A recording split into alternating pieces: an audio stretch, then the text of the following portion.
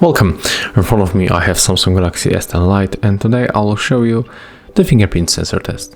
Let's check how the sensor works. It's built into the display in this and this side. So let's make a few tries and let's see how it performs.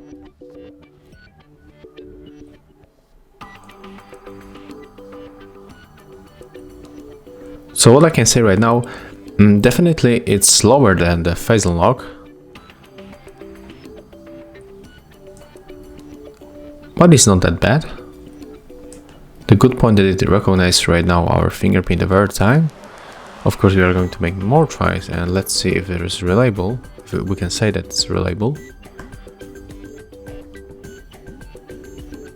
And on the display, we don't have any kind of the screen protection or tempered glass.